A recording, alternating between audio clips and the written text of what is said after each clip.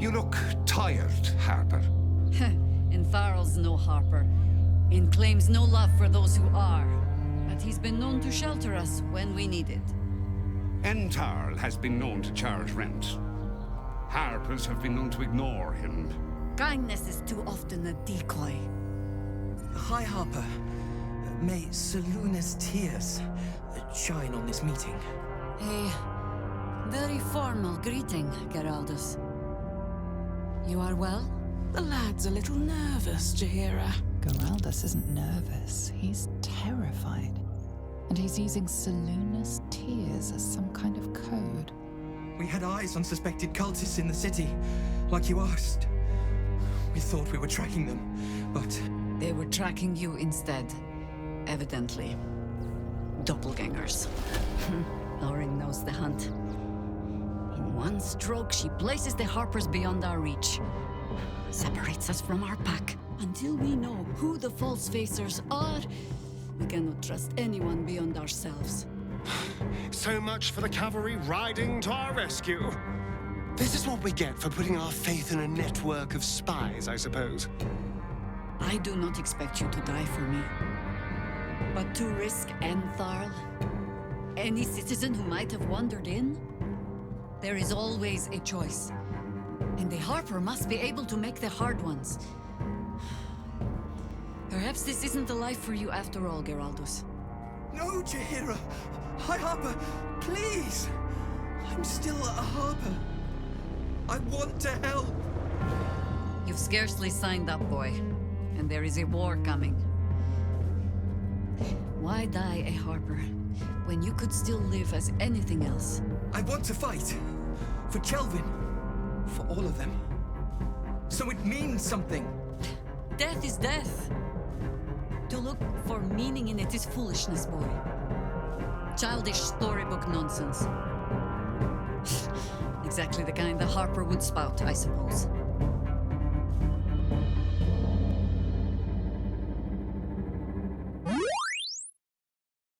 Hello friends and welcome back to my channel. My name's Cinderellimouse and I'm back with Baldur's Gate 3, and today we're going to have a bit of a Jaheira themed episode. We're going to start doing some of her quests. So if I have a look at our grandmother here, Jaheira, who has been in the game since the original Baldur's Gate. She was an original companion for Baldur's Gate 1. The High Harper. I actually prefer the way Jaheira is in Baldur's Gate 3 than Baldur's Gate 1. Like, she's cool in Baldur's Gate 1. I haven't played Baldur's Gate 2 yet, but like I think she's got a little bit more to her in Baldur's Gate 3. I think she's a little bit snappier. She's a little bit less kind of like hippie druidy. I think she's pretty cool. I think they've done a good job of her. So we need to look for Minsc, who again is an original Baldur's Gate 1 character. He was an original adventurer along with Jaheira. Yeah, she kind of left him. She kind of abandoned him. And we don't really know what has happened to him, but we're going to find out. Jaheira's Harper rendezvous turned out to be an ambush by doppelgangers. She reveals she was hoping for information on an old friend who was taken by the cult, Minsc of Rasheman. She will search out a new way to find him once we reach the lower city. So it begins. But maybe there's somewhere she wants to stop off first. You know, Baldur's Gate is her home. I'm sure she's got people here who have been worried about her. So, yeah, that is the plan. So I'm not going to have a chat with her. We'll catch up about Minsc later. I'm just going to head over to Baldur's Gate.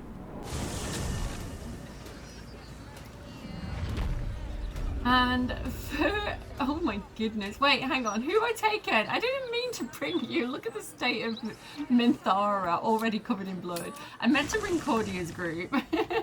Cordia, let's try that again. Baldur's Gate. So let's just leave Jaheira here for a second. And head over here. Have we spoke to this little group of people? I don't know. Let's have a chat with them now. What's going on? They're having a go at this kid. I was just playing. wasn't even aiming at him.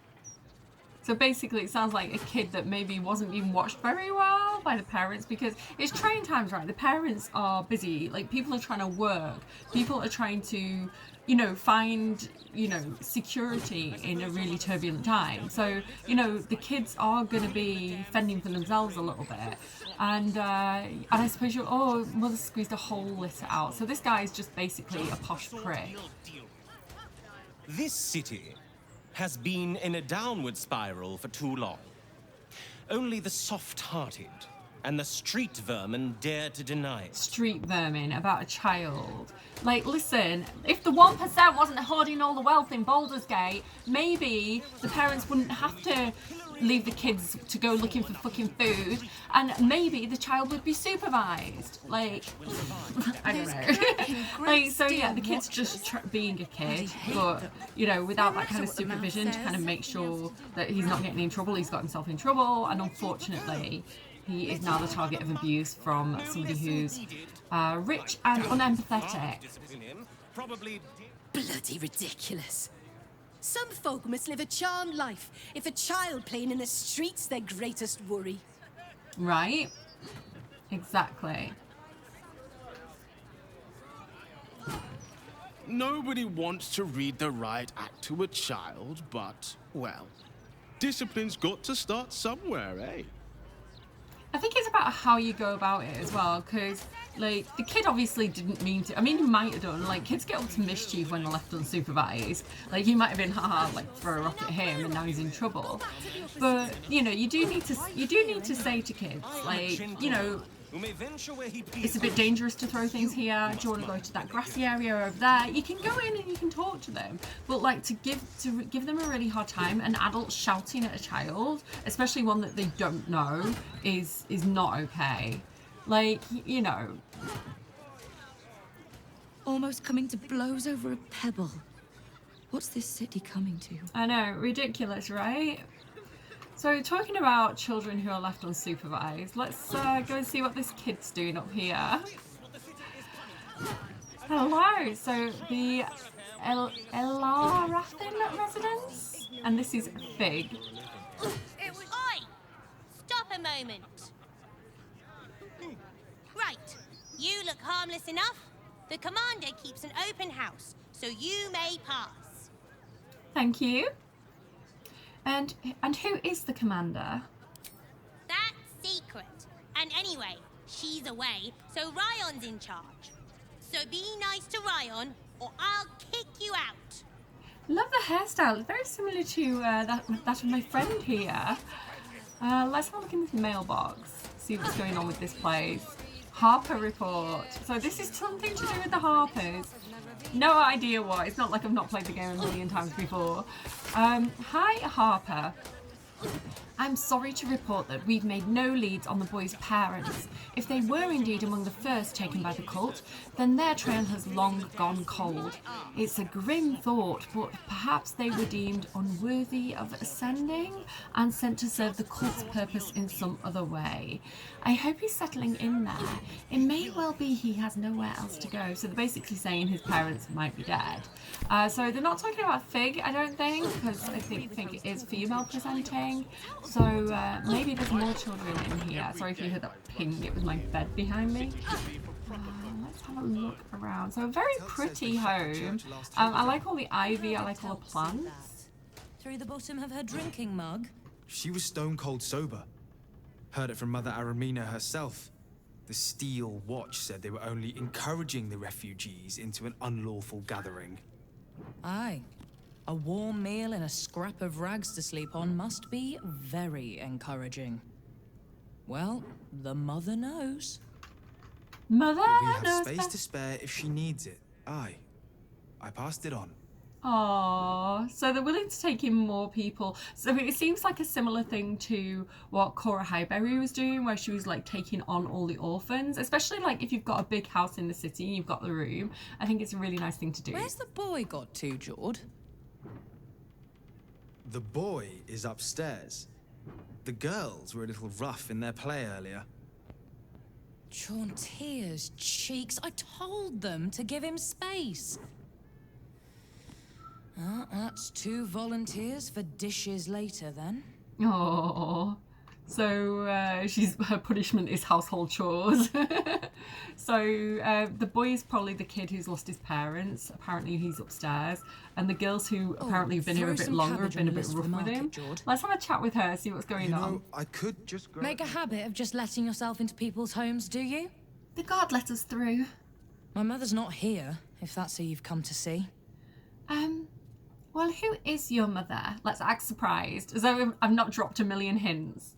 So you're not here to see her? Who are you then? Is a bold thief who would just stroll into the druid Jaheira's home? Still, time to turn around and go. I am not arguing with a woman with a massive hammer on her back. But wait, I know Jaheira. I've actually just returned to the city with her. She's just up the street there. She's alive? Who are you to her? A harper? Not exactly, but we're friends. Allies. We fought General Ketherick Thorn together. General?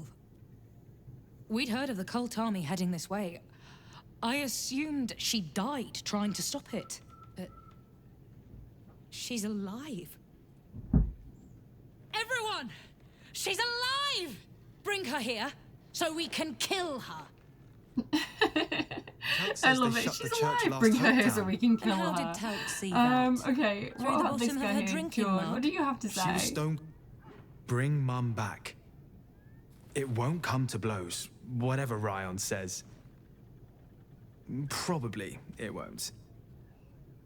I love the family dynamic here. It's not 100% healthy, but it's really realistic. The kind of the love, but the like antagonization between them, I think, is really fun and cool. Greetings, sir. You have not been announced to this court, and we deign not to speak with thee. Oh, terribly sorry. Okay. I won't go upstairs. I feel like that's kind of pushing my luck. Let's go and get Jaheira and see what the difference is with the conversation when Jaheira's with us.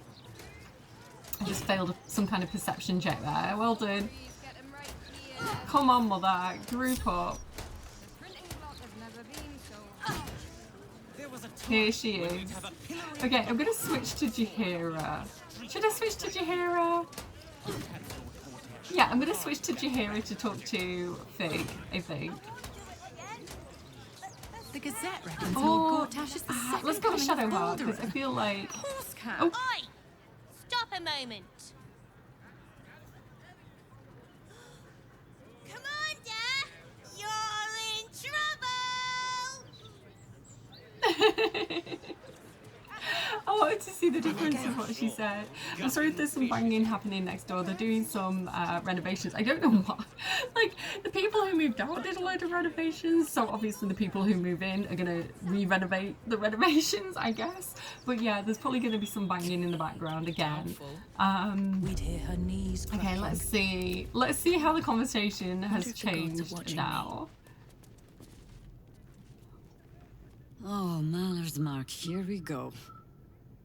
Are we quite sure she hasn't actually died this time, brother? She looks dead. Smells it too. This is how we talk in my family. It has been a hard road. But I can clip you both around the ear to prove I am no ghost. If it would help. Forgive us, Mother. We're just surprised you still know how to find your way home. Speaking of absent mothers, like, you know, she is a hero, she's an adventurer, she has a lot of important world-saving activities to do, but it means that maybe she hasn't been the most attentive. I think there's an element of shame with her as well, of avoiding difficult conversations, or, you know, being very matter-of-fact, and the strong emotions that I think she genuinely does feel, but she finds it hard to present. You know, not knowing how to put those feelings into words, and she's not a lovey-dovey, smushy person, Jaheira. She's a tough person, and so, you know, this great hero, this great warrior, maybe finds it hard to express you know, the more important feelings that she has. So they express it through like jokes and, you know, talking about how old she is, or, you know, things like that. This is a beautiful home. I figured Jaheira lived in a cave alone. Well, she wasn't exactly willing. I think she'd rather go back to the shadow curse. I am gonna stay out of it. A sending spell can carry 25 words. Do you know how many Jaheira's only message contained in all this time she's been away? 7. Absolute, come in. Get TF out. Okay.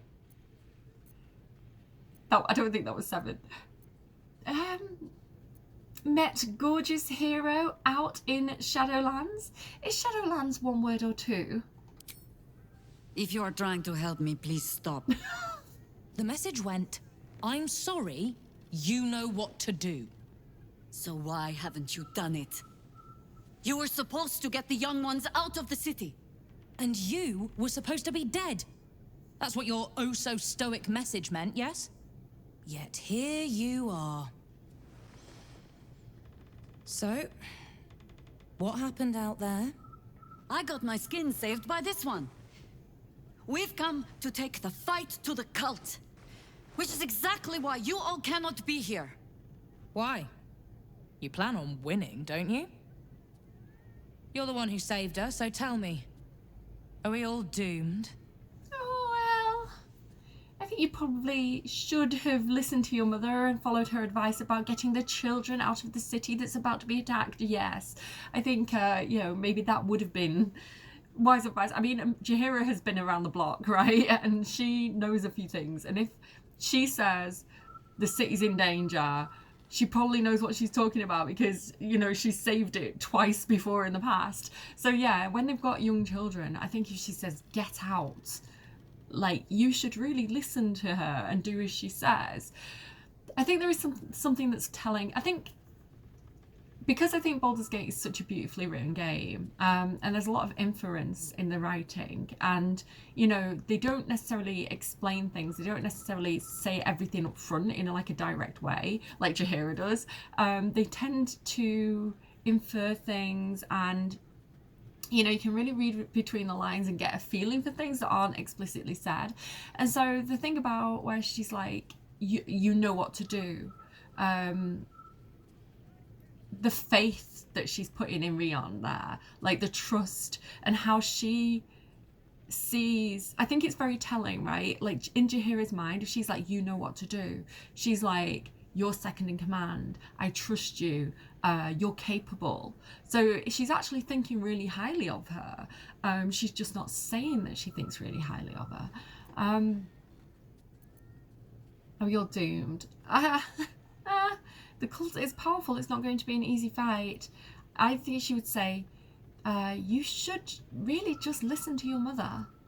Oh, the one stern parent is quite enough, thank you very much. You are a very irritating girl. This isn't your house, remember? You'll keep a civil tongue under our roof if we let you stay at all. Have mercy, sister.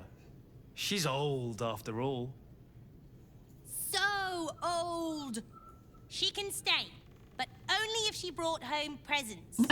So cute. Seems I'm outvoted. See, Mother? That is how you go about talking things through with your family.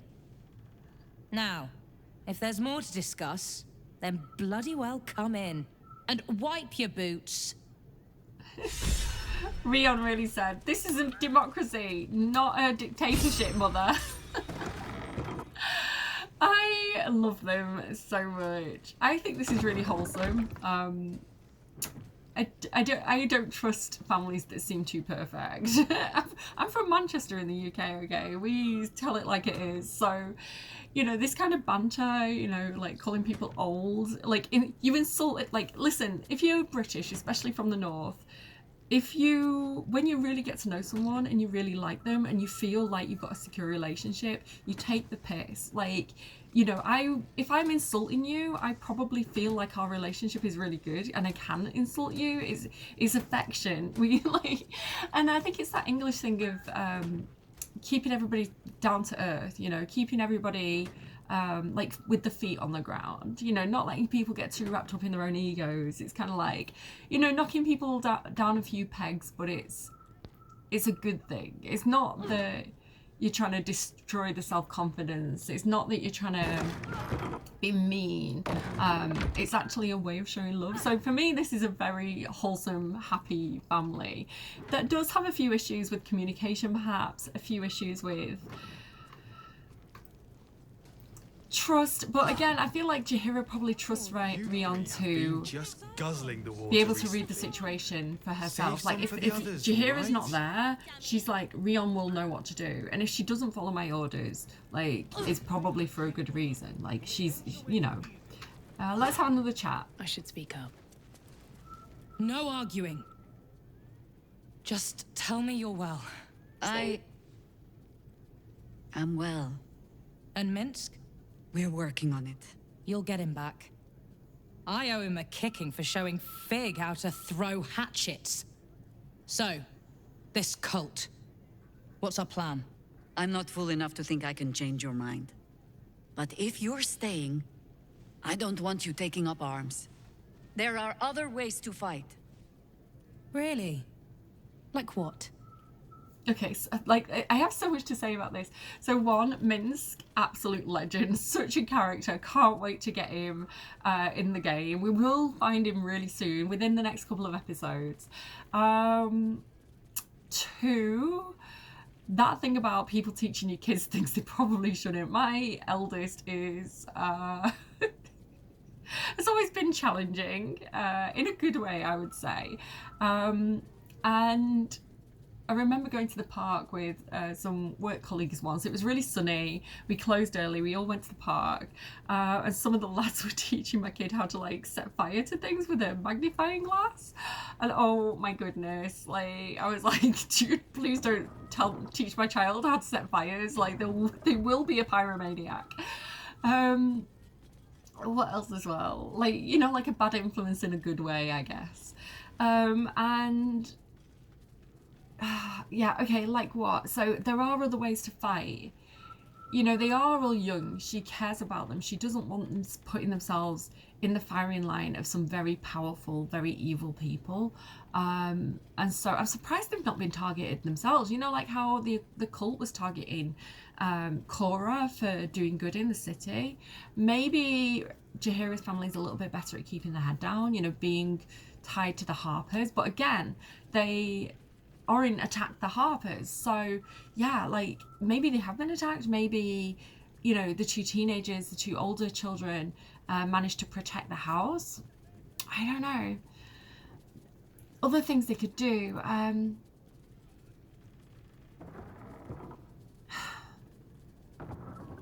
like the first two options. Healers, this place could serve as a hospital. She did say get out of the city though, so I feel like option one could be more in line with something that Jaheira was thinking of. And we've also cleared that area, right? We've been through that area. We know that area is relatively safe for the time being.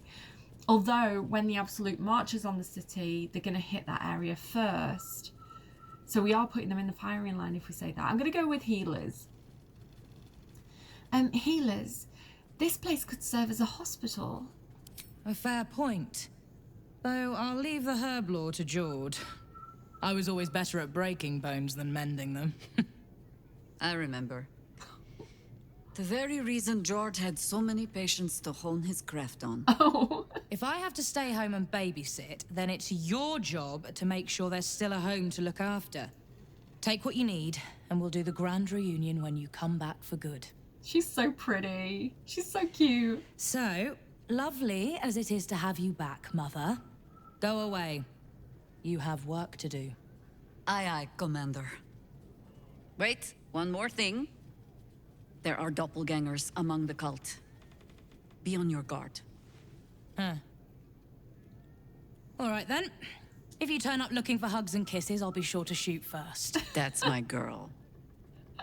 It's like, see, she wouldn't even want her to do that because it would be suspicious. It's like, why are you acting like that, mother? Why are you being soppy? Who are you? What have you done with Jaheira?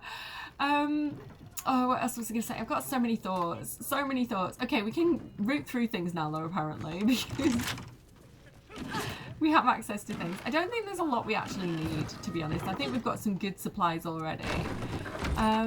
Let's go and talk to Jord in that case. He's in Jaheira's study, which we'll root through in a little while. Coming along nicely there, Floki.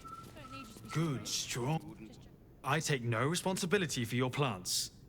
You know I'm more of a mushroom man. You've let my study turn into a thicket. Is this what I am hearing? I tended to it. I just let it thrive in its own independence. You know, same way you raised us. I raised you to be a sweet and kind boy. What happened? I watched what you did instead of listening to what you said. This house has taken in a lot of children over the years. Mother dear was sometimes more commander than, well, mother dear. Mother dear, that's the reference to that film, right? in a bad mother. Yeah, so what was it? I keep forgetting what I was going to say. It's something about the kid. Oh yeah. So like, if Larian was doing Baldur's Gate 4, they're not. They've confirmed they want to move on to something else. If Larian was doing Baldur's Gate 4, I think it would have been really cool to have picked up with like Jaheira's Woods as some of the like main characters. You know, maybe you could have played as Jord or Rian, and like they would have been like the next set of adventurers. I think that would have been like a cool thing to have done. Talking about Baldur's Gate 4, so I have heard that D&D have commissioned Baldur's Gate 4. I can't remember which company, if they've said it, is making it.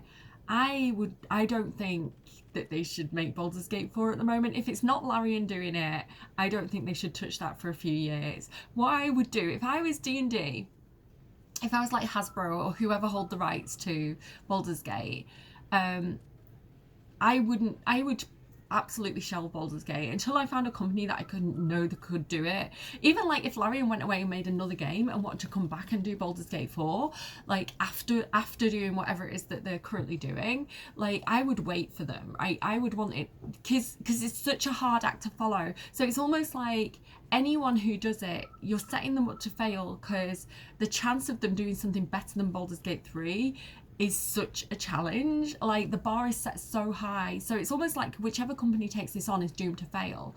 So if I was like a CEO, if I was an executive and I was a decision maker in one of these companies, I wouldn't touch Baldur's Gate 4 with a barge pole for a number of years. Like, could you imagine if they did Baldur's Gate 4 and it was like Veilguard?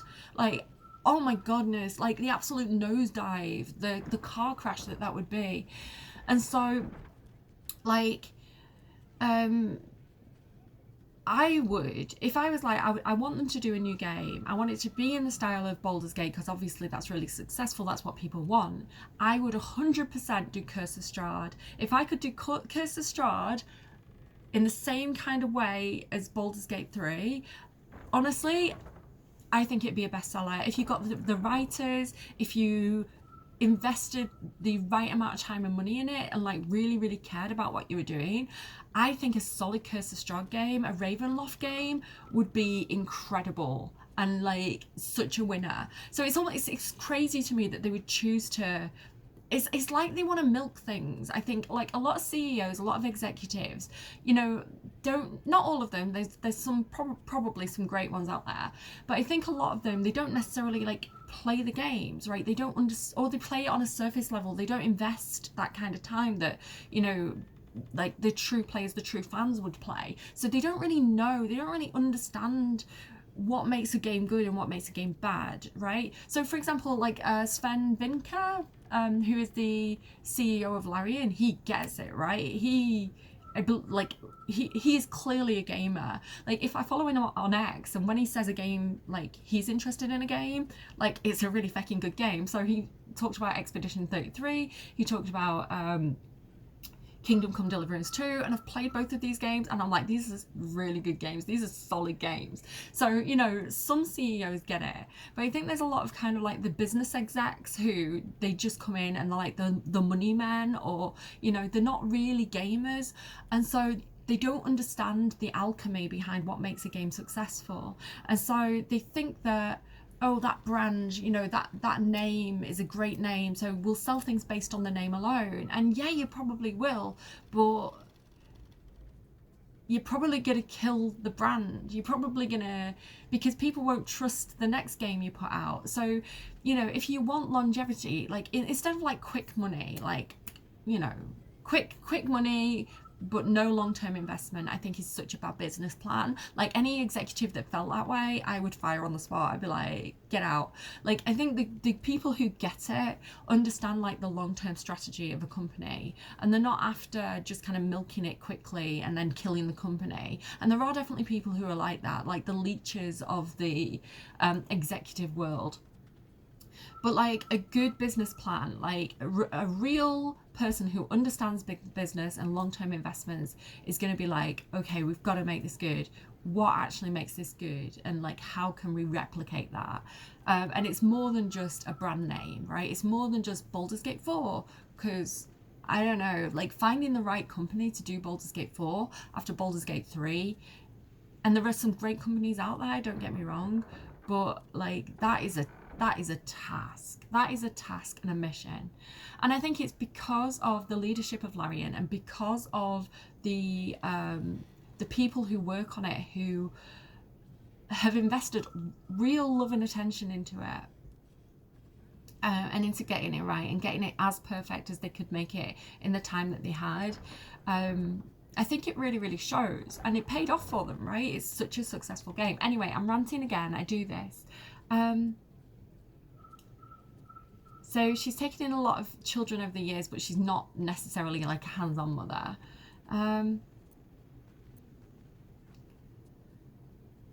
Well, I found her to be firm, but fair. Ha! You see? This one is well-trained. Woof. I have no need for you anymore, faithless boy. Oh, save your fangs for someone who thinks you might actually use them. I've only ever seen her truly angry once. Ooh, do tell. We were down the market when I was about 9 years old. Some merchant started in with the usual, "Yes, but where's your family? Whose son are you, really?" When Mother was done with him, well, let's say he won't have any sons of his own to worry about. Nature's law in action. I love that. Like, true mother there. Like, and honestly, relatable. Like, I wouldn't be like kicking someone in the balls and stuff. But like, I can give someone a real tongue lashing. I can make someone regret the day that they open their mouth. So, like, I think I see myself in Jaheira a lot. Like, I'm a similar kind of parent. I'll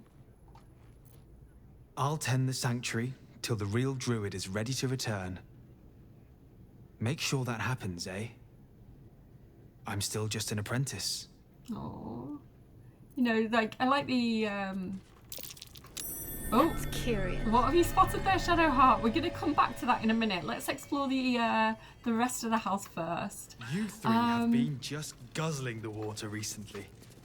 So he's a spore druid. I need to play properly with the spore druid. I have dabbled. There's something here as well. I hope you spot it. Yay! What's that? Let's have a look at what this is, just in case it opens more dialogue.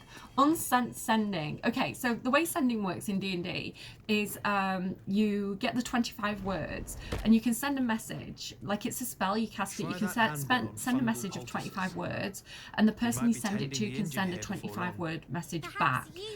So it seems like they didn't reply to Jaheira's sending, which was 7 words, remember? So, and it's probably beyond who wrote this. A short note marked up as a professional sending, a magical message of up to 25 words, intended to find the recipient wherever they might be. The copy was never given over to a cleric for delivery. God, there's a lot of chatter. No, I don't know. Don't tell so Mother. Jaheira said, you know what to do. And Rion said, no, I don't know what to do. So come back and tell me, or I'll come and find you. Death will not protect you, idiot. So Rion, in her mind, she gets this message. She thinks Jaheira's dead, or at least Jaheira thinks she's about to die. So she's sending like her last message. Like that's the way Rion took it. So Rion's going to be devastated. She's going to be panicking. She's going to be like, oh shit, I am now in charge of this family and I don't feel ready, right? And so that kind of like, I don't know what to do, come back and tell me. Like I think it's actually quite relatable if you've ever lost a parent. Yeah. So, okay. Jehesem? A fine day to you, sir. Are you known to this court? One of such evident breeding as I, of House Fluffington, needs no formal announcement. I love the running House Fluffington joke. If you remember, we said it to the guards when we were trying to get into the city. Sir Fluffington, an honour to host you in my manor. Jessam discovered an old family tree in my study. We haven't had a moment's peace since. Toatherian nobility. You might be royalty, Jaheira. You don't want to be queen, of course, and Ryon curses too much, so it would have to be me. Careful, girl. They have a habit of taking against tyrants there. Huh. I'm not a tyrant. If anyone calls me one, I'll have Fig chop their head off. That sounds like something a tyrant would say. Right? She's got some learning to do, apparently. So Jaheira might be royalty, Toatherian royalty, but she prefers being a bit of a Xena warrior princess, it seems. Let's have another poke around, see what else we can find here. Mysterious Moonshay.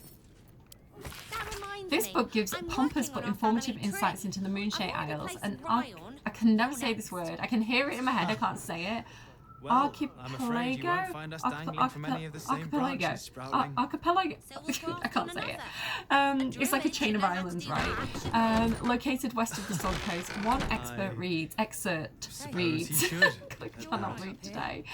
Konome, a queen of the swollen muscle giants called Fomorians, found her way to the Moonshay Isles of Oman. Along with her loyal kin, she proceeded to conquer Oman. In this, Oman's a real place, right? In this author's humble opinion, she continued transgression of the Feywild, such as Komame's incursion into our realm, is a slight upon rational thinkers' pride. The Fae are not rational. That's the whole thing about the Fae. They are emotional, they are not rational, and they do not follow human rules. The duty should fall to the capable individuals to bite, boat or fly, or swim so long as they move to a man with any such Fae-infested place, and rebuke this impertinence with great verve and vigour. Okay. Can't say I necessarily agree. The landed families of... Oh, okay. This is the book, I guess. A ledger detailing the lineage of the noble families of Toarie, abruptly cutting off at a date marked the 10 black days of Eliant. Looping hand-drawn diagrams pick up below, tracing tenuous connections between names. Cramped alongside a note in the same hand. If Jaheira won't find her roots, then I will. It might be a little bit of wishful thinking on her part. Don't swallow the specimen. In his third work, don't swallow the specimen, even if you have just had an overspiced curry and it looks like it might help. Long title. Professor Ollie Munkle Shrewsbury. Amazing name. Ollie Munkle, I love that. Ollie Munkle Shrewsbury is my next D&D character. Lays out in languid detail his experiences cataloguing the many plants and mushrooms he encountered along the mischievous twilight forests of the Feywild. He reports that the weave moss common to the Sword Coast has its origins in the Feywild, which explains its tendency to germinate near sources of magic on Toarie. The properties of the acorn truffle, when carefully inculcated into the alchemy process, i.e. it can be used for a potion that allows the drinker to speak to animals, and many more things besides over the stretch of... Now, that's a simply ridiculous 6,000 pages. Hang on, let me just check. Speaking of my kids, watching over my kid coming back from Footprints college. on the tabletop. Okay. You haven't been poking What around else do the we top have? shelves again, have you, Jessam? Of course not. Her diaries are off limits. Written in code too, I'm afraid. I know. It's not a very good code. She's cracking her code. I'm not. Okay. Battle plans. A yellowed manual outlining stuffy combat forms. Fig has added her own embellishments Those leaves and are a little looping, darker colourful than I'd drawings like for of her Lisi's. family members. One Bad last entry soil? stands out, an angry face in a perfect circle shouting, "Go Don't for tell the Mother." eyes!" That I feel like that's Minsk. I am pretty sure that's a Minsk saying. Go for the eyes, boo! What else do we have here? A key! Elarian residence backdoor key. We've just made the house less secure for no reason. Should be. Let's go and have a look upstairs and chat to the other child. The boy. That's what I call my son. I'm like, the boy. Hello. Ooh, sneaky book. The Forgotten Forest. A dark children's picture book featuring a host of animal friends helping one another survive a forbidding forest. At just the moments where there seems the villains have the advantage, a childish hand has drawn a cranky old elven woman beating them around the head with a stick. Jaheira. So the kid's not in here. Oh, there is a little side thing that we can poke at though. Sod, the maimed god. The maimed god is Tyr, isn't he? I'm pretty sure he's like lost a hand and an eye. He's the one that Will likes.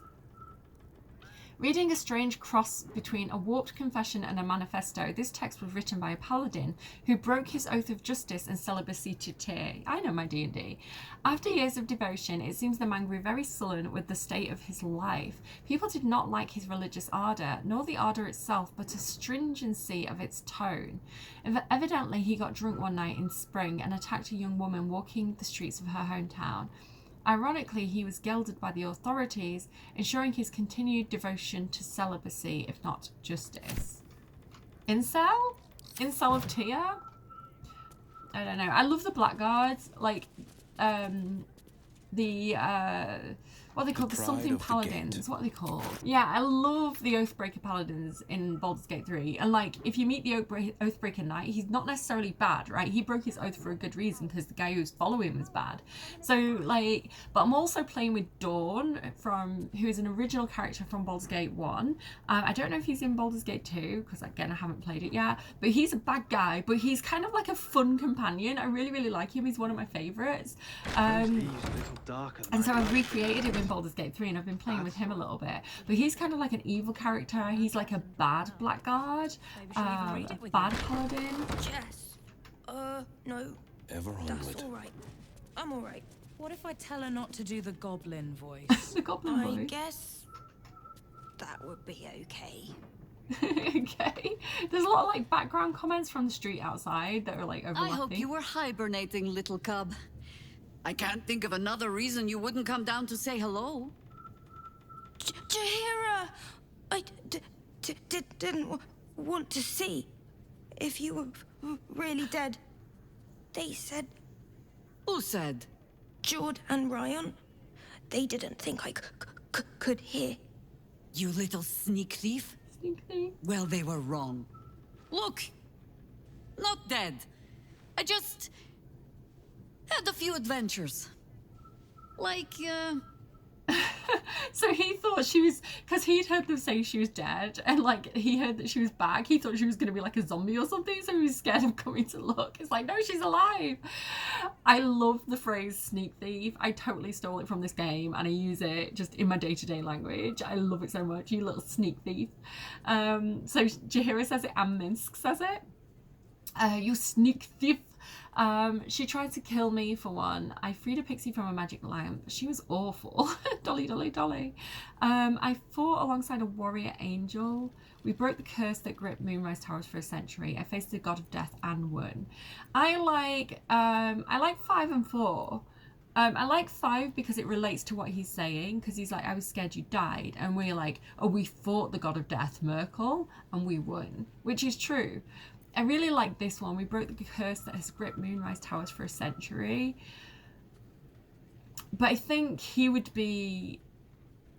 I think he would like number 5 because it's like his concern. And we literally did do it. Like, not the god of death, but the avatar of the god of death. We faced a god of death and won. Liar! That was Jaheira. Years ago. We did it again. Yes! You liar. Why this need for tall tales? Now, cub. Solitude is a wonderful thing, but not too much. Come downstairs and fight with your sisters. Wait. Here. I was... keeping this safe. My Harper pin. Oh, was a certain little sneak thief playing down in my sanctuary? No. So the harp-shaped pin, we actually do have one already. I'm pretty sure Jaheira has it on her. I think we got it in Act 2. Oh, do you know, I think we might have got it from the drow in the Underdark, in the Grimforge. There was some drow that had been like executed by the Dwagar, and they were actually harpers. They were harper spies, like infiltrating the cult. And so, yeah, I think we did get one from there. Yeah. So she already does have one. I think there's a few in the game, actually. No one stopped me But yet. just in case you didn't pick any up along the way, we do have this one here, and we're going to need this to access Jaheira's secret sanctuary. Let's have a poke around, because I'm nosy. So there's some nicer clothes that we could steal if we wanted to, but I don't want to, like, take their stuff. Oh, Jensen's journal. A stunningly rendered doodle of a young elven girl sitting on a throne. Faint eraser marks indicate that her crown got more jeweled and elaborate with every iteration. She's a little bit obsessed with the idea of being royalty. Queen Jehensen, Eye of Tythir, ruling over the lands of... look up Tythir. Tythir? I don't know how to pronounce anything. Words are hard. Okay, let's get out of here and go down to the office and see what the deal is in that room. Here we go. Here goes all nothing. turned about. Okay. So a few different things to read. Correspondence from Thenador Thistlewhistle. Again, great name. Thistlewhistle. Jaheira. I will, of course, be happy to look in on the children in your absence, though I'd remind you that Ryan and Jord are now twice my height, and all too happy to remind me of it. Whatever business you're on, take care. If the children take it into their heads to go herring off to help, I won't be able to stop them, nor will I try to. Theodore. Aww. So she's parenting... It's not an out of sight, out of mind thing for her. She clearly is worrying about them. She's clearly... But she feels like they're in safe hands, right? She's got her friends, her allies checking in on them. Disappearance in the city. So she's not neglectful. She's just absent, right? She's not uncaring. She's just busy. You know, she's a working mother. Disappearances in the city. Sorry. My lips are a bit dry. I couldn't find my lip gel. And I've got a sneaky feeling my little sneak thief has stolen it off me. Hi, Harper. It seems our last reports were over hasty. Our investigations into the recent spate of disappearances across the city have led to the re-emergence of the subjects in almost every case. Oh, this is doppelgangers, right? Missing people who turn up again. We're chasing down those last few and following up in the rumours of strange shadows in the sky at night. Perhaps we can hope that it's a case of some overactive imaginations. Beneath the report notes in another hand takeover. No coincidences, absences connected, but why return now? Unless it's, I don't know if it's shapeshifters or if it's people who got abducted onto the Nautiloids, tabholed. I think it's probably that, and then sent back down again. Okay, what's this book? This is not a real book. This is a fake desk on a trapdoor by all accounts. But let's keep looking around. We've got decoded field report. A meandering letter from a traveller to her family back home. The main text is marred with scratches and corrections. A code translated in a firm hand down below. Hi Harper. Movement in the Shadowlands confirmed. Absolute cultists pass where the shadows are deepest. No clue as to how, and no means to follow. Light spied in moonrise towers from afar, and great movement of forces through the dark. They are gathering an army. Bring more Harpers. Bring means of making light quickly. Goodness me. So that might be somebody that we've met as well on our travels. If it's somebody who was staking out moonrise. Final warning.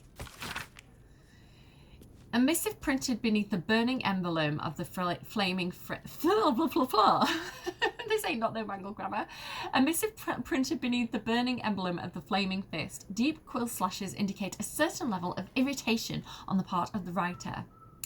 Residents of Elithrin House, I will remind you once again that the guardianship of the lower city falls exclusively to the Flaming Fist, with additional support from the new Steel Watch. We do not require the assistance of any private citizens in the settling of street disputes. So this is like a dispute between who is in charge of the streets, who's keeping the status quo. The Flaming Fist think they're doing it with the Steel Watch. The Harpers are like, no, we're the true, feet on the ground of this situation. No matter how extreme those citizens deem the Watch's response to be. Jord, we've been happy to overlook your mother's association with certain illegal organisations due to your family's service to the city. The Harpers are an illegal organisation, excuse me.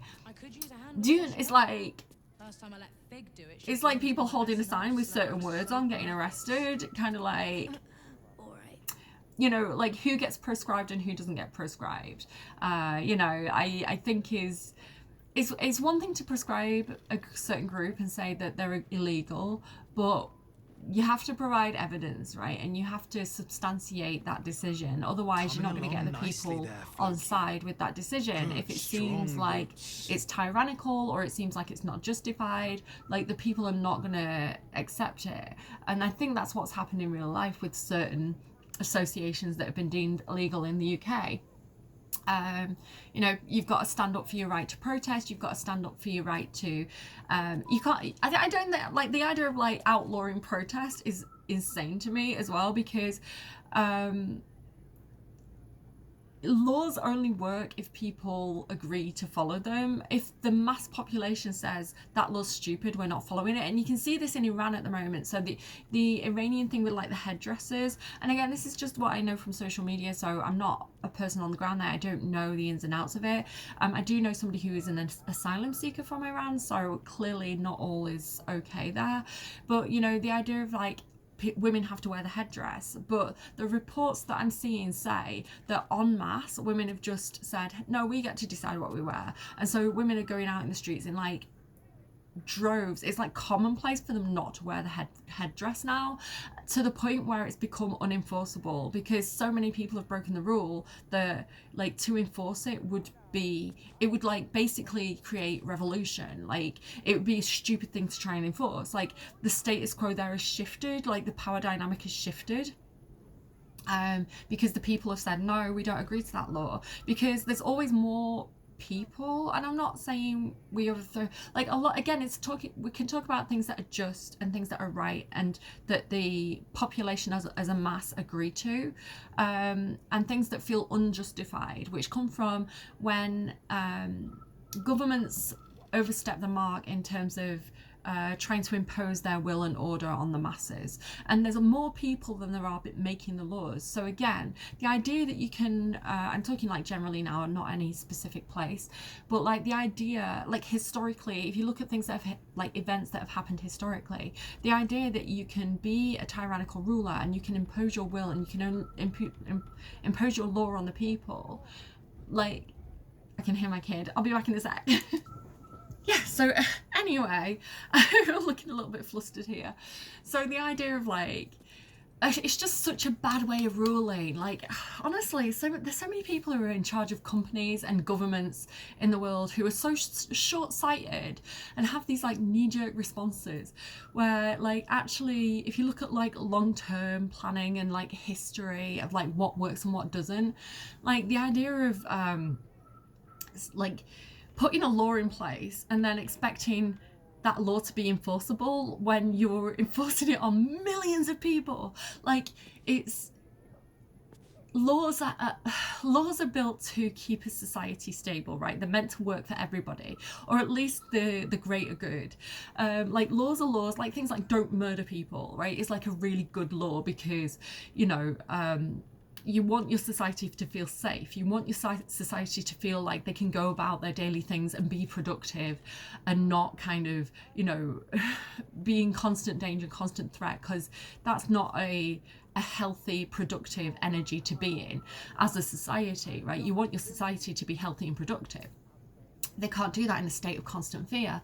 And so, like, which is bad for the economy, right? So you look at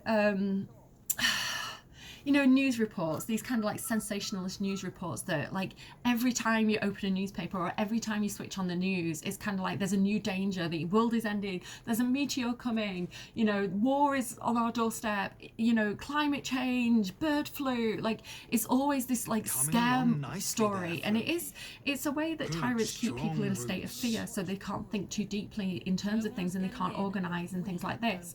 But again, it's a stupid way of doing it because you want your economy to be strong, right? You want people to be productive.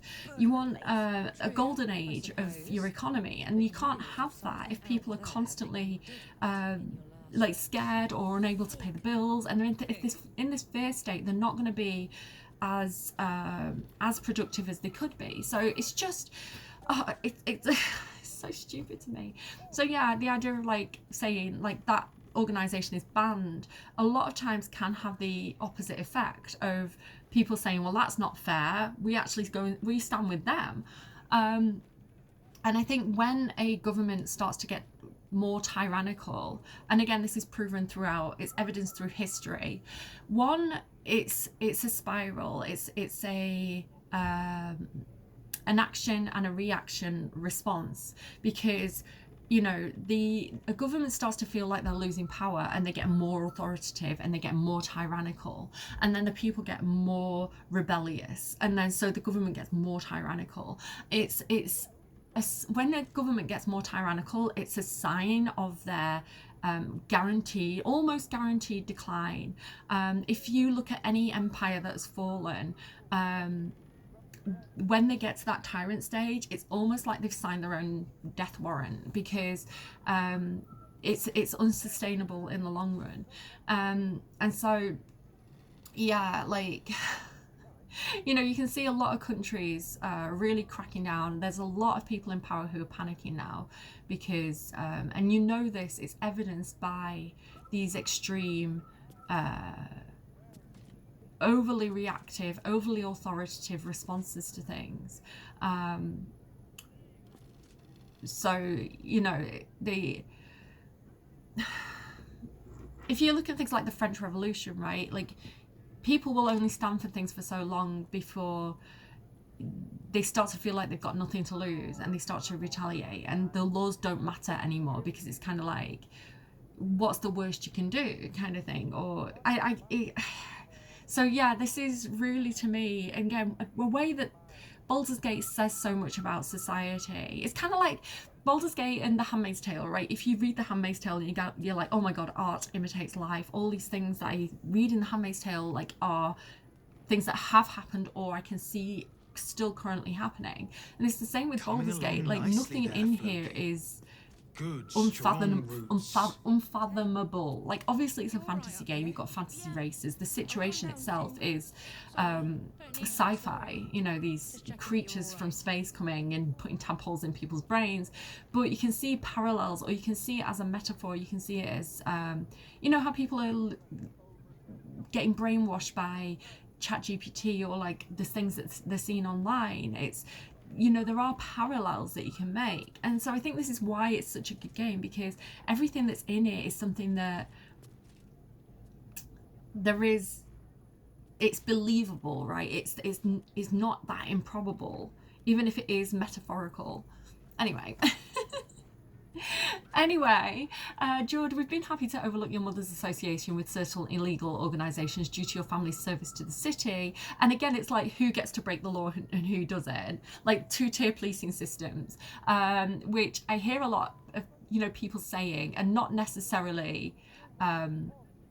people say it without necessarily having the same view on it. Like, who's getting... Who commits crime and gets a slap on the wrist and gets to go and work for another company? You know, who commits a crime that's relatively minor? Who steals a loaf of bread to feed their family and goes to jail for 10 years, right? It's not fair. Like, there's, I used to work for a company who got taken over by a CEO who stole everybody's pensions. It was a huge outrage in the UK. He literally stole everybody. He leached all the money out of this company, him and his wife, stole the pensions from people who've been working for this company for 20 years. And I don't know if they ever got the pensions. He got a knighthood, did not get stripped of his knighthood when he got found guilty of doing this terrible business practices. Got a knighthood for being good for business. That's not good business. That is lining your own pockets on the hard work and the backs of people who made that company great. Like, he just came in and went like a fucking vampire and stole all the money. Like, did nothing good for the company. I worked for it as well. I saw the quality getting worse, like the fabric getting cheaper. I was hearing all these stories of like how awful he was by people who'd like met him. And like breaking rules as well, like no smoking. You know, the smoking ban came in and he was smoking cigars. Allegedly, again, I am only talking about what I've seen in the news or what people have told me secondhand. So I'm not talking facts, I'm talking the situation as I was exposed to it. Coming along nicely. But yeah, he was smoking cigars in the building that was a workplace, and that was illegal. But yeah, this guy, I don't think he went to prison. Maybe got a bit of a fine, maybe a slap on the wrist, but what's a little bit of a fine to somebody who's leached billions out of a company? Yeah,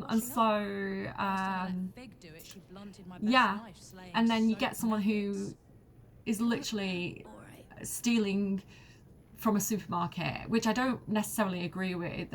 People steal from my local co-op, and I hate it because the co-op's like it's like a collective, right? It's like it's owned by the people who.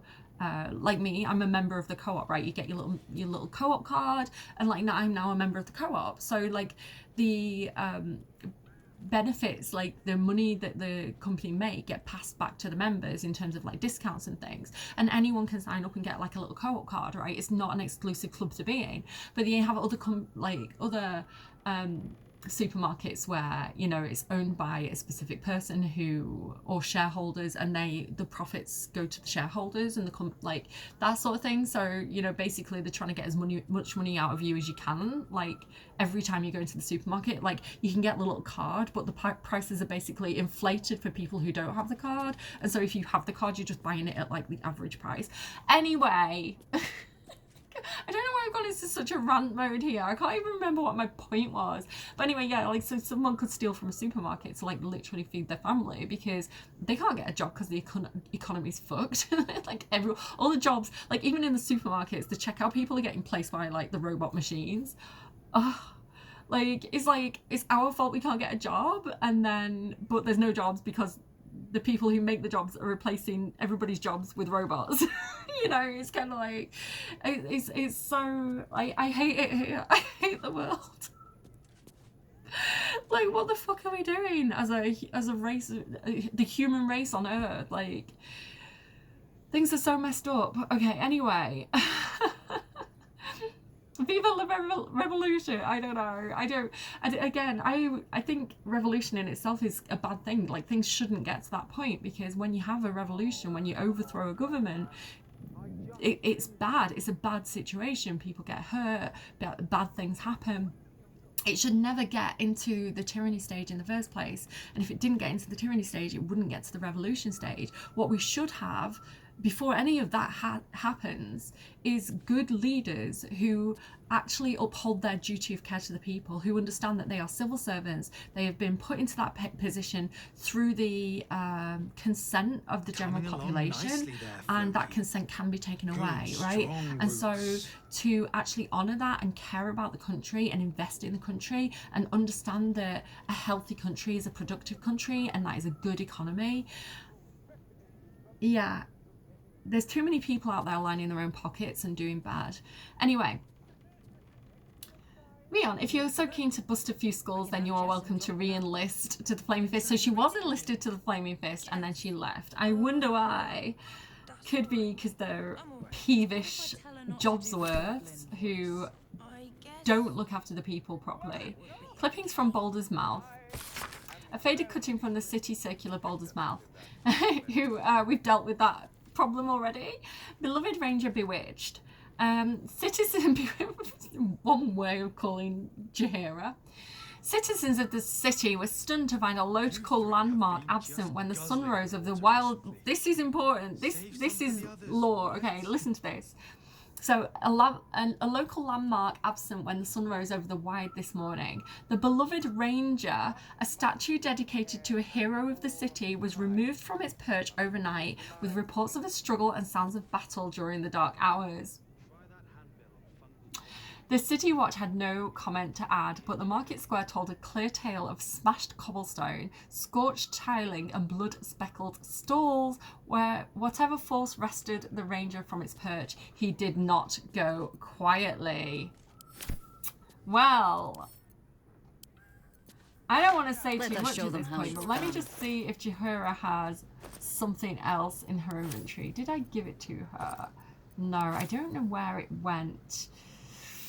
I may have more to say on that in the future. Just bear in mind that a statue was removed and we don't know what's happened to it. Okay, let's finally get on with this. So I'm going to put the Harper pin into the pin slot. Here we go. And this is going to unlock Jaheira's secret hideout. There we go. Pretty cool way of opening. Alright, so we should be pretty safe because we come down here with Jaheira. But let's have a look around. So you can get in here as well here, I think. Maybe not. But if you do not trust me, take the weight from the pressure plate there. Pay no mind to those. You're probably safe as long as I am here. Probably. But if you do not trust me, take the weight from the pressure plate there. What pressure plate, Jaheira? Never wanted the this? So I guess if we take the frosted orb, is this a pressure plate? I'm confused. So I guess if we mess with the frosted orb, we're in trouble. So we seem to be okay. Traps aren't meant for you, but better to stick close, eh? What's this pressure plate? I don't see it. I don't know. She said, like, if you don't trust me, take the pressure thing off the pressure plate. So I'm gonna trust her and not do that. Okay, yeah. So these traps definitely would be fucking us up if Jaheira wasn't with us. The only patch of wilderness this city permits me. There ought to be supplies here to aid us. Sorry, my chest and my throat still feel like dry. I'm feeling a lot better now from being poorly, but I think the change in weather is also affecting me. It's gone really cold in the UK. It was like -3 the other day. I'm weird though. I prefer the cold to the hot so much. So I've had like my window open the whole time and things like this and just layers. Do you like my new hoodie, by the way? Not a hoodie, sweatshirt. It's high. I like the style like of the American sweatshirts. But I didn't want one that was like a real American place, like a university or something that I hadn't been to. Because I found it kind of cringe to be like, Harvard, when I've not been to Harvard. And also like, America has a few problems at the moment, and I don't want to be like propaganda for America. So like I found this one, which is like the same style, but it's Stranger Things, right? Hawkins High. And I was like, that is perfect. That is exactly what I wanted. So very happy with it. It's men's as well, and it's like really big. Comfy. Primani's finest, if anyone wants one. Postmaster Badger. The Archdruid's eyes and ears have fallen away in her absence. I am training new ones. She's here. So these are her little spies. The messenger rat. Down by the Blushing Mermaid, there's a stink of something fey. Smell of arse, too. But Boss doesn't care about that. Oh yes, the Blushing Mermaid, the smell of arse is quite normal there. The smell of fey, we have actually dealt with that. It was a hag. I bring word of gnomes. Gnomes in the sea. Gnomes in the sea? What? That is, like, remember that, because that is going to be, sorry, I keep tapping, it's my nails on the, I keep pushing my keyboard in, and then my nails tap on the top of my desk. Yeah, Gnomes in the Sea, that is for a much later episode. That's endgame episodes. There's been killings in a holy place. Stinks of incense and blood. Oh, how awful. Killings in a holy place. Incense and blood. That could be the Temple of Baal. I don't know. It could also be just the Stormshore Tabernacle, like the one with all the different gods inside, because we did accidentally get into a fight with a Deva there because of Astarion and his little thieving fingers. This place is so lovely though. It's kind of like good swamp vibes, you know. It's kind of like, it's giving hag, but like good hag. I think it's really, really cute. I really like this place. I hang out here. Okay. So, some snacks. They did say to take what we needed for the battle to come. So, I guess if we're not taking stuff from the house upstairs, I guess Jaheira's own private stash is fair game. Oh god, we've all failed a perception check. That is not good. Shadowheart, can you possibly pass the perception check? Did you fail it? Why did Jaheira fail it? She should have like... Looks like a trap there. Thank you, Shadowheart. I knew I could rely on you. You think Jaheira would automatically pass the perception checks in her own house? Like, she'd have an advantage on that at least. The Harpers are a secretive organisation whose main purpose is the preservation of all things good and right in the world. Exactly, so why prescribe the Harpers? Like, bit sus. They outfox evil at every turn with shrewd fighting or cunning political manoeuvre. And though they are not well organised, how could they be with members totally ignorant of the identity of those that they might claim as allies? So I was talking about this, we've read this book before, and I remember saying it's like the resistance movement during the World Wars. How you only really knew one or two people in your own little bubble, like in spy networks as well, like they only know like one contact. Each contact will only know like one other contact or two other contacts. So it's kind of like a whole chain where, you know, almost like plausible deniability. It's like, is this person in your group? I don't know. I don't know them. Could be, could not be. One Harper agent deployed correctly in a conflict often achieves the same results as a loosed army. So yeah, pretty legendary. What's this here? It looks so small from here. Armillary sphere. I guess that's a sphere of arm, right? The location. Maybe, I don't know. Anything else over here? I don't think so. Unless this chair is a secret magical leg of strength. Oh, don't mind if I do. I'll have your ham. Thank you, Jaheira. The sweaty ham that's been in a bag for a considerable amount of time, apparently. The Boston Saga. I don't think we need to reread that. I think we've read that already. My Dearest Wife. Oh, so in the original Baldur's Gate game, Jaheira, you meet her with Khalid. I don't know if they're married in that first game, but they're definitely partnered. And so, yeah, I don't know what happens to him. I've not played Baldur's Gate 2, but he is not survived to Baldur's Gate 3. Sadly. His voice is like, he's got like a really goofy voice. Yes? I think much clearer with rest. Might we stop? Since you've forbidden the writings of poems, I had to get creative this year. I tracked down a retired Cormian war wizard and a magical method of transferring mental imagery to parchment. The art is imperfect and perhaps better suited to espionage than name day gifts. With all my love and from a safe distance, Khalid.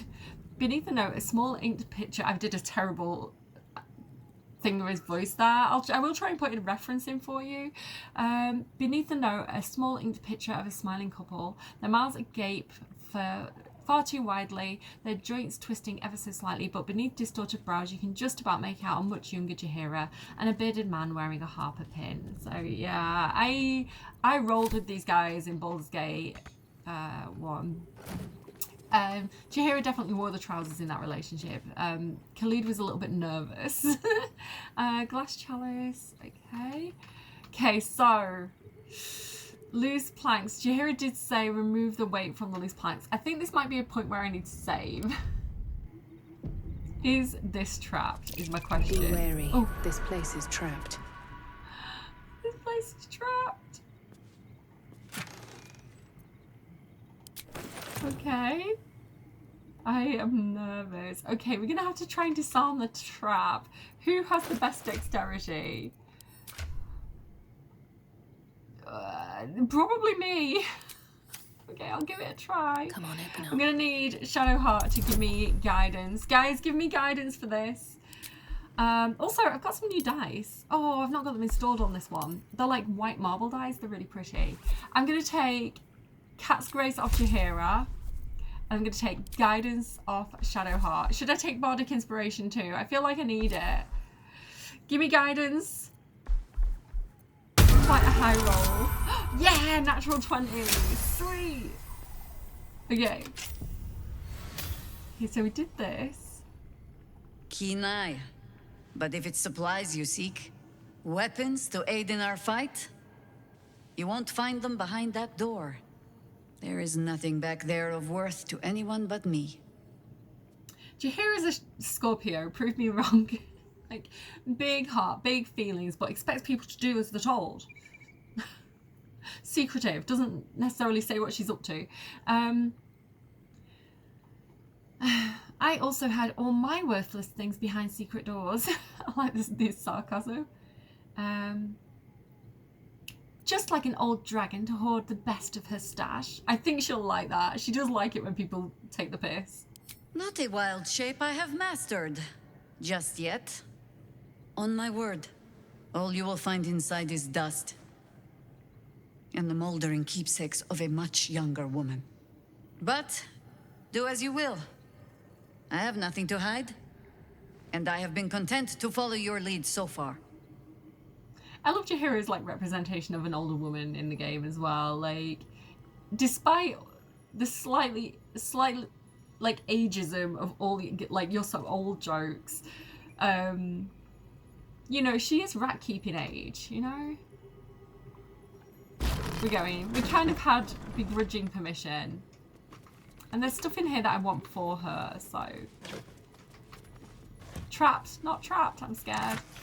We have the blem. It makes me think of the noise cats make, right? Blep. Perfectly balanced strike. So I feel like we should send that to Jaheira. I don't know if this is her weapon from an older game. Maybe that's a reference to like something she used to carry. And then Staff of the Ram. Staff of the Ram, once per turn, the blow possibly knocks a foe back 2 meters and stuns them. This has no effect on dragons or huge creatures. So maybe Jaheira can have that as well. She has currently got a staff, so I can replace that with something more suitable for her, because currently I think it's like Cazador's staff. We also got this display case, which Khalid's gift. So again, this is Khalid's husband. While wearing Khalid's gift, Jaheira cannot be cursed. Wisdom saving throws +1, just wisdom generally +1, and then Khalid's gift aid. So she absolutely needs to put that on. A gift from my husband. I've had to renew parts over the years, but the heart remains the same as the day he gave it to me. Do you see what I mean about, like... At your command. I feel like Jaheira, she feels deeply, but... hang on, what am I giving to her here? Stuff of the ram, probably. No, let's give her Blem, and then this in her offhand, perhaps? No, she can't do dual wielding. I don't know what we're doing here. Yeah, she feels really deeply, but it's almost like there's a time and a place for those emotions. So she's very practical, she's very logical, she's very strategic. And I sort of feel like she... Oh, this is cool! Does it give it her as like a bonus action? Yeah! So Will has something similar to this, where he gets it as a bonus action. I really, really like it. Let me show you. Yeah, right, Yeah. Like, we love that. So that's really cool. Whatever I'm glad that we gave that to her. But yeah, so it's kind of like there's a time, right, in the quiet times, like when she's not busy, she can come to a place like this and really feel all those emotions.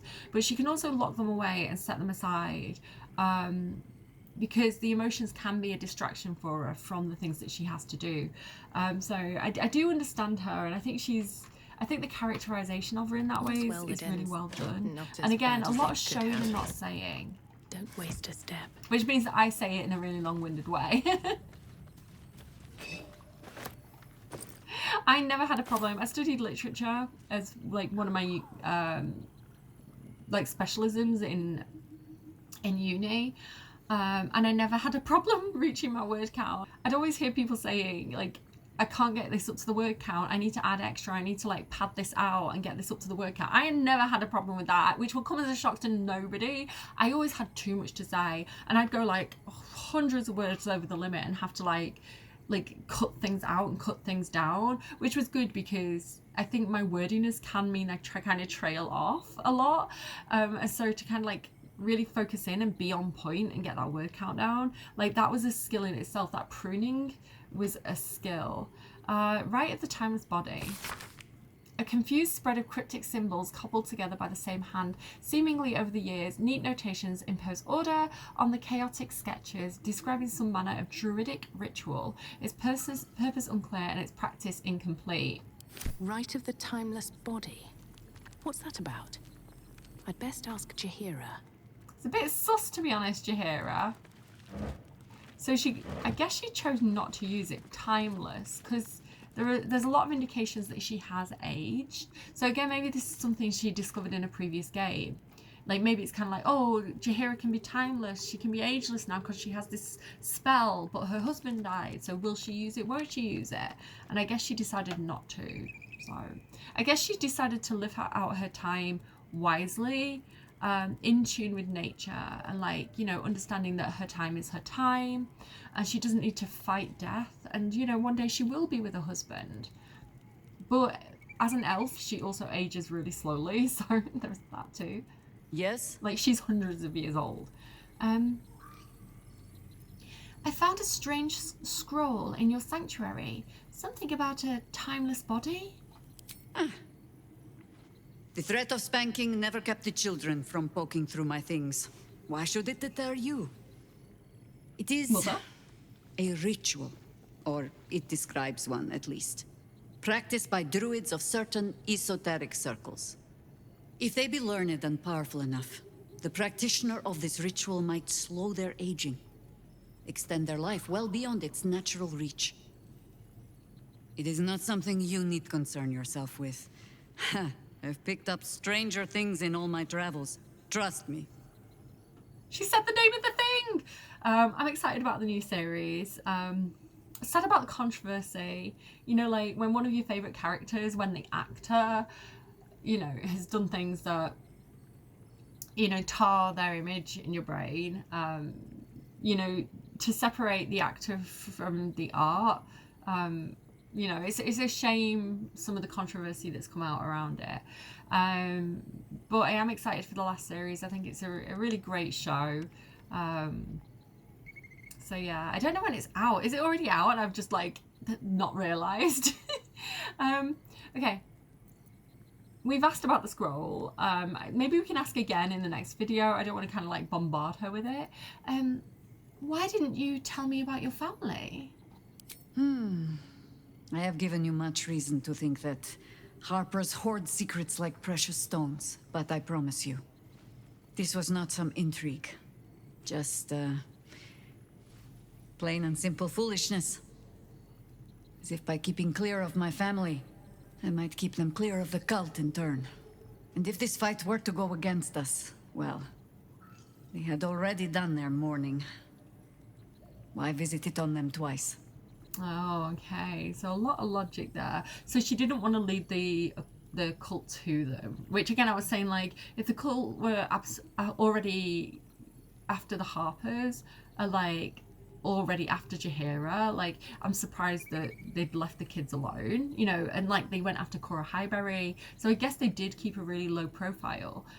Even though it sounds like a lot of people in the city did know about Jaheira's involvement with the Harpers. You know, there's that flaming fist, you know, there's the person checking in on them. But I guess they just flew under the radar of the Absolute. So yeah, I understand that. Like, she didn't want to bring trouble to their door.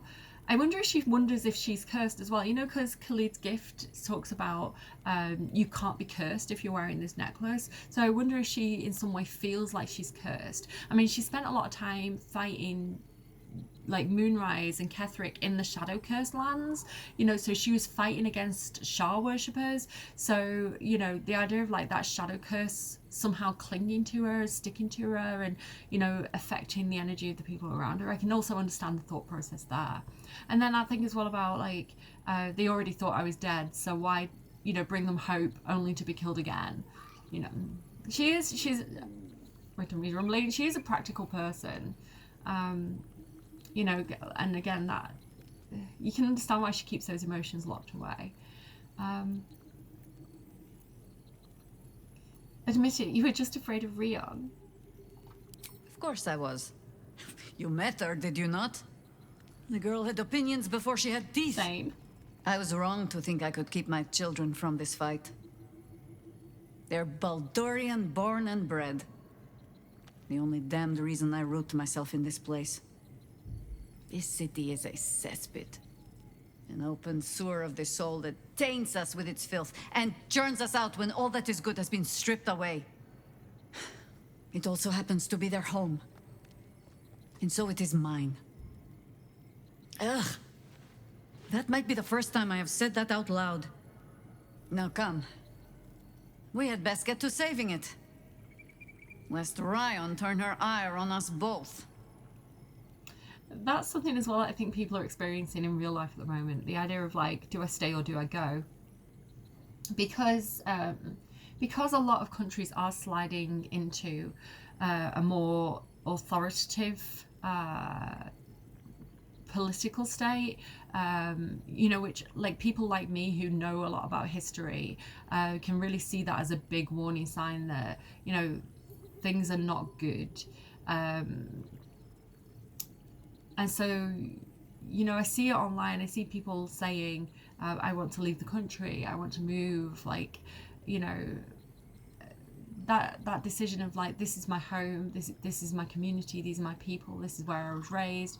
You know, I do have a certain amount of pride, whether that you want to call that nationalism or not, because I see nationalism as quite a dirty word. I think it goes hand in hand with you know, war makers and people who choose a them and us attitude. But you can understand, you know, as well, because I study humanities, so the importance of cultural identity, the importance of a community.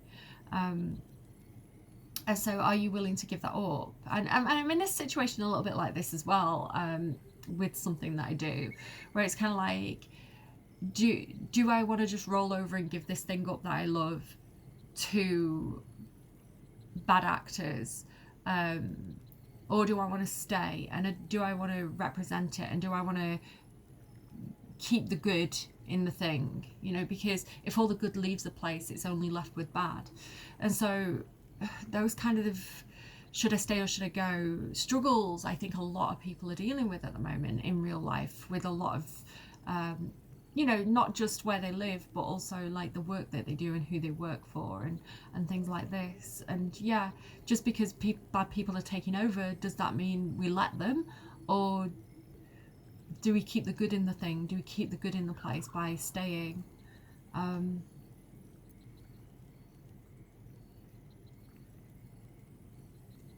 Ooh, you have a history of Sarvok. I think I'm going to save some of these questions for a later date.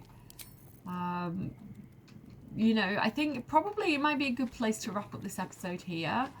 I did want to keep it a little bit shorter because the next thing that we're going to do could turn into a bigger thing, and my videos are long already, so I don't want to start something and then it'd be like a 4 or 5 hour video. So I think this is a good amount for one video. This is a good amount for one day. We've learned about Jaheira, we've learned about her family life. So in the next video, I think we're going to start looking for Minsk and see if we can find out more about this missing statue that could be related somehow. And we also need to go and check in with an old friend of Jaheira's, Nine Fingers Keen, who is the kingpin of the criminal sneak thief underbelly of Baldur's Gate, and go and see what she's up to and if she's got any leads on Minsk. So that's the plan for the next video. Thank you so much for joining me. I know I chat way too much. I'd make so much more progress so much more quickly if I just got on with playing the game, but I don't know. I think, you know, in this day and age where things online have gone very scripted, very promotional, very I'm trying to sell you something, this is an ad, very grab your attention, snap, snap, snap, snap, snap. I think there's a lot of like loss of identity on the internet where everybody's doing the same thing and saying the same thing. And, you know, I want to keep, if I'm going to do videos, I want it to be something I care about. And if I'm playing a game, I want to really express my engagement with the game, what matters to me, what do I think of. I want to have my thoughts on my personality in these videos, right? And not just play the game and be, I don't know, I'm just playing a game because I want to sell you my latest toothbrush. You know, it's like, I don't want to do that. So yeah, I don't know. I don't mind that my channel's a little bit smaller, and I really appreciate those of you that do watch my whole video. I hope that I'm giving you something interesting to take away from them. I hope that I'm giving you food for thought. You probably have a lot of your own thoughts and opinions that, you know, my tummy's really rumbling. Your own thoughts and opinions on things that hopefully, you know, maybe my videos act as kind of a mirror for you to think about your own thoughts and opinions a little bit more and have something to kind of bounce them off. So yeah, I appreciate that I get to do this, and I appreciate that I get to engage with a piece of art that, yeah, I'm playing games on the internet, right, but it's a piece of art that matters because, again, I studied humanities, and so my whole thing was, what did people create? Why did they create it? What does it tell us about their environment that they created it in? And so this is me doing that in this time and place, playing a game that matters to me because it reflects things that are going on in our culture at this time, and then adding my own thumbprint onto that. As someone who studied humanities, this is something that I care deeply about, and something that I look for and that I engage with and that I search out. So yeah, I'm happy doing what I'm doing, and I'm so happy that some of you like what I do and support me. Thank you so much. And yeah, I'd rather have a small handful of people watching my videos who engage with them on a truthful level than a million people who watch on a surface level. So yeah, that's where I am today. I'm going to hopefully go and play Expedition 33 back to back with this, because this is a shorter video. I can do an Expedition 33 video on the same day and hopefully keep up my output of videos, because they are quite time consuming to record, to edit and do. And so while I've got the chance to record, I'm going to go and do that. Do take care of your faces. I will see you again soon. Go check out Expedition 33 if you haven't yet already. They won so many awards. They absolutely sweeped a recent award ceremony. They won everything that they were nominated for. So yeah, really good game. Really happy to represent that one on my channel as well. Check it out if you haven't already. I'm gonna go bye.